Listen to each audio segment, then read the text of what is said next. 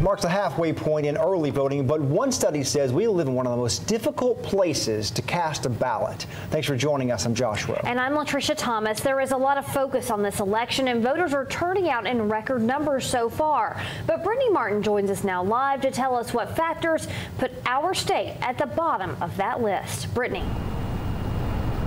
Latricia, Josh, Tennessee is ranked 48th out of 50, and a study by Northern Illinois University says some of the factors that put Tennessee on the bottom of that list were voter registration deadlines, early and absentee voting rules, and voter ID requirements, just to name a few.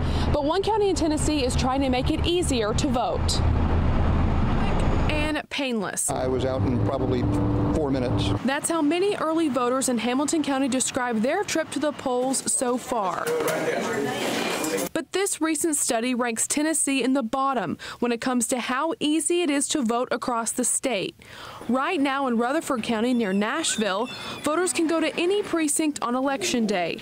In every other county, you go to the assigned precinct near where you live. Jason Boer created the pilot program. Make it more convenient for voters, and in the process, the amount of equipment and the labor cost would be reduced significantly. So it's a win-win. David LaChance says it would be nice to have the freedom to vote anywhere on Election Day. I think whatever's convenient, like if I work over here, instead of going to my house to vote to get there by 7 o'clock or whatever time they close, let's make it simple. Voting is, one, our civic duty. Allison Hoffman brought Cassandra McElrath to vote. They connected through a local organization for people who don't have a ride to the polls. Cassandra doesn't have a car, but says that's no excuse. They need to get here. Allison says she thinks Tennessee could make it easier, but people should do their homework and make sure they cast their ballot. I just think that we should vote, and if you don't vote, you really don't have a voice, and you can't complain. Carrie Stillman with the Hamilton County Election Commission says under state law they could do the same thing as Rutherford County and open up all precincts to all voters, but they would have to change the precincts to fit some of those restrictions, and it could be very expensive. And by the way, that study ranked Georgia 35th out of 50.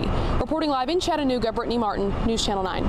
Thank you, Brittany. If you voted early at the Hamilton County Election Commission, you'll probably recognize this guy. Robert Shaw came up with a slogan. He tells every voter who's turning in their ballot.